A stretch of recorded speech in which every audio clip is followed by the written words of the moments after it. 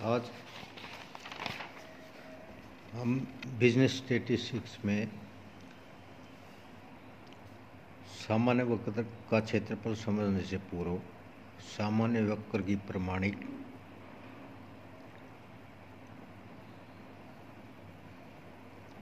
अभिव्यक्ति standard form को जानना अनिवार्य है।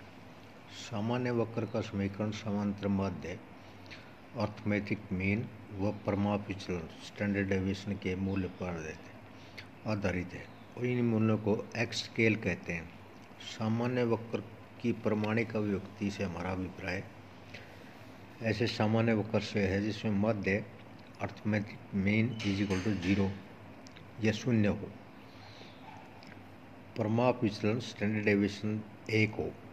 इस अभिव्यक्ति को जेड स्केल कहते हैं।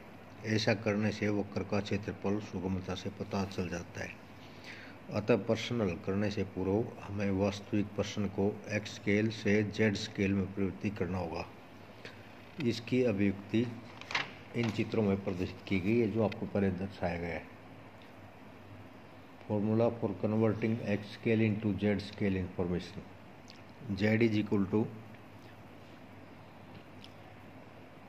X values minus arithmetic mean divided by standard deviation, where x is equal to x minus arithmetic mean, deviation of x from arithmetic mean। इसमें अर्थमेटिक मीन आपका इस साइड से arithmetic mean minus 1 standard deviation plus 1 standard deviation, इसमें 68.27% आपके item है और arithmetic mean plus 2 standard deviation minus 2 standard deviation में 95.5% item है। और अगर अर्थमेटिक मीन में से प्लस 3 स्टैंडर्ड डेविएशन और माइनस 3 स्टैंडर्ड करें तो इसमें 99.73, almost all the item including This equation for normal curve having unit 1 area। इस वक्र में x का मान बढ़ेगा, y का मान घटता जाएगा और शून्य के समीप रहेगा, किंतु x एक्सिस को कभी स्पर्श नहीं करेगा। नीचे वाले सामान्य वितरण की भली प्रकार समझ सकते हैं। उदाहरण 46, 47, 48, 49 में प्रमाणित सामान्य वक्र का क्षेत्रफल निकालने की विधि समझाई गई है जो कि आपको इस रेखा चित्र से दर्शाया गया है। प्रमाणित सामान्य वक्र का क्षेत्रफल z इज इक्वल टू 1.2 पर ज्ञात कीजिए। The value of z is equal to 1.2 from variable to 0.3849। The shaded area represent the value of z is equal to 0 and z is equal to 1.2।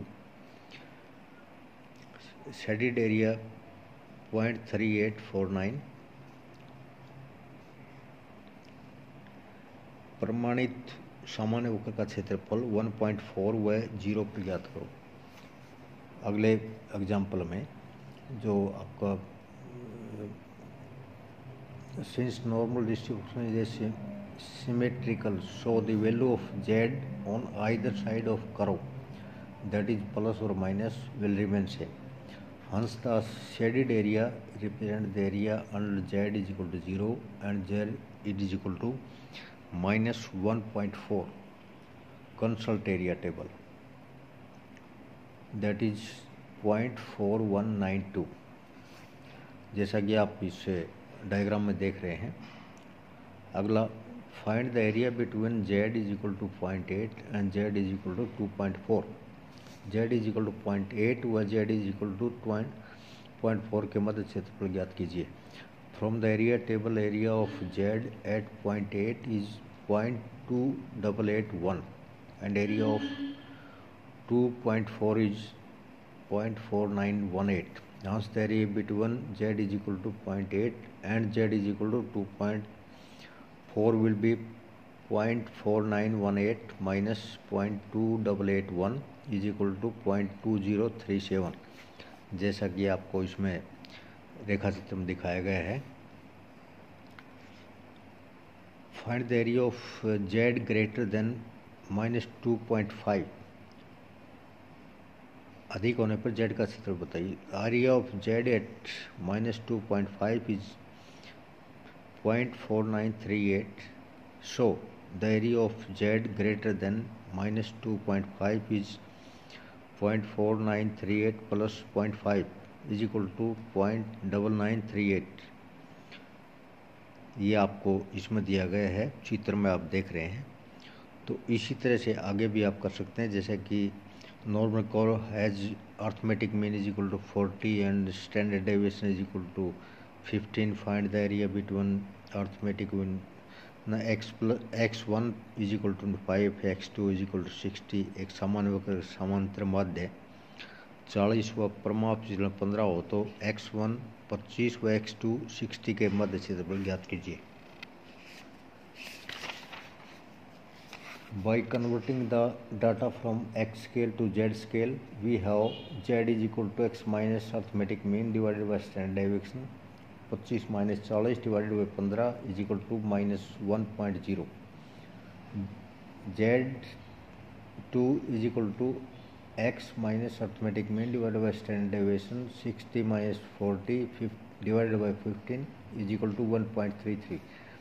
The area at z 1.33 as is 0.4082 and area of z at -1 is 0.3413. Hence the required area between x25 and x60, that is 0.3413 plus 0.4082 plus 0.7495. Thank you.